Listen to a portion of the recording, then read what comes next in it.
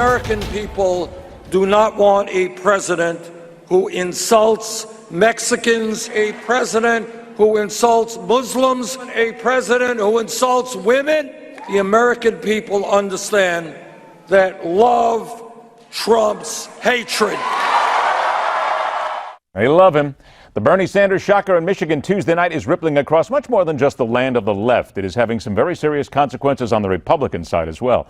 Because while Donald Trump celebrates another big night and a closer step to the GOP nomination, there is a not-so-quiet rumble making the rounds about Republicans preparing to do the unthinkable if Trump gets the nomination. Unthinkable, only if you're a staunch Republican. But it's welcome news for the opposition. This is where we unlock the cage doors and let loose this midweek edition of The Political Animal. She is the outspoken and never shy with opinions contributor at the Federalist, D.C. McAllister.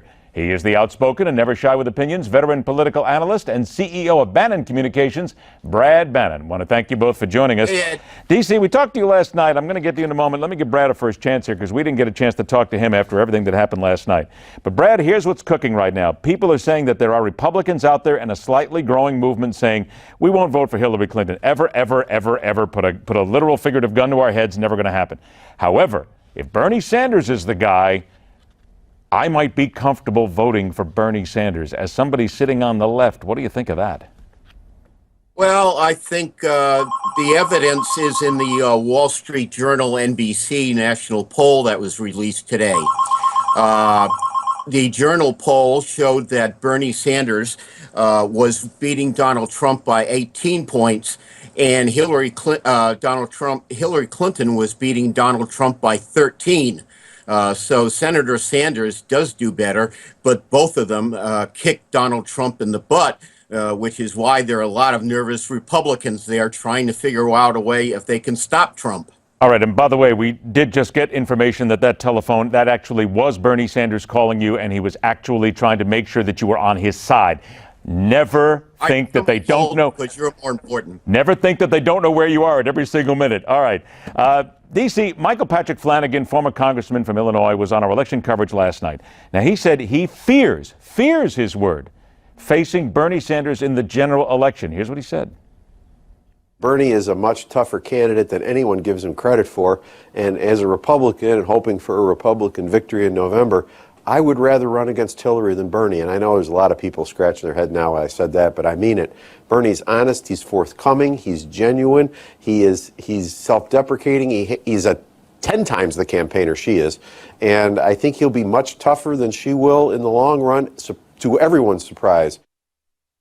D.C., when you listen to something like that, it sounds like that's almost a campaign speech sitting there right now. But he's very honest about it. Do you think there should be a fear among the Republicans right now?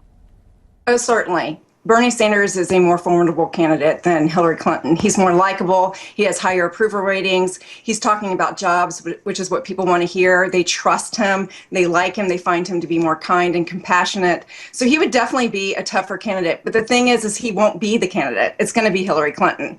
And I really think that most of the people on the right are really looking toward a Clinton candidacy. All right, now let me ask you about the polls here, because that's the next big question. Everybody got it wrong in Michigan. I mean, in some polls, Hillary Clinton was up by as much as 30 points.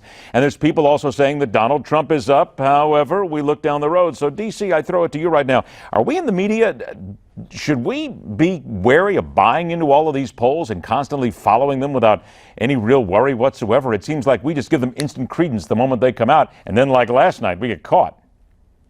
I think so, but I think you need to be paying attention to more what's going on on the ground. The young voters turned out for Bernie Sanders, and people should have been watching that, looking at his ground game, where he was just out in full force, getting the young vote, the young black vote, which was taken away from Hillary Clinton. He was talking about jobs, and that really means a lot to Michigan, and looking forward to Ohio and Illinois. That's going to cut into Hillary Clinton because people don't trust her as much on those issues, and they trust Bernie. So he is probably going to give her a fight in Ohio like she isn't expecting. And there's also a less black voter turnout in Ohio. So, she's going to have it cut out for her, but she has those super delegates, so she's probably going to be the nominee. Brad, does it say anything to us about Wayne County, which is the area that encompasses Detroit, and how Bernie Sanders won last night? And you would think what D.C. said is exactly right. The African-American vote, certainly the female African-American vote, has always been for Hillary Clinton, but she faltered last night. What does that tell you?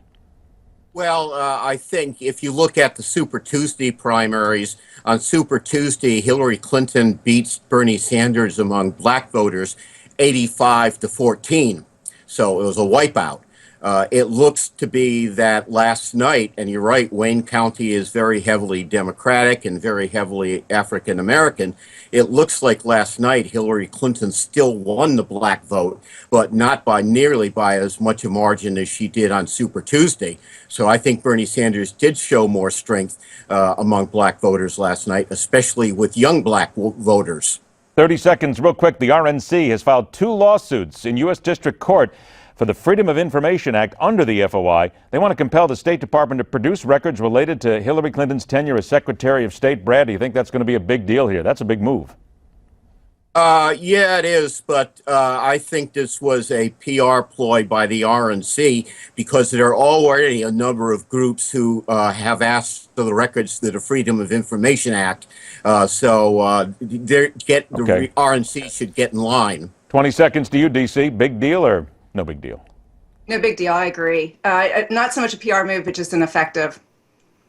We might also want to point out that we have a story coming in. I just wanted to bring this out when we're talking Bernie Sanders. Portland, Oregon pot shops are selling joints to raise money for Bernie Sanders. I'm telling you, ladies and gentlemen, boys and girls, we've now found out the way that America is speaking to Bernie Sanders right there. That's going to be a story for another day. Brad Bannon, D.C. McAllister, always a pleasure. Thanks so much for joining us.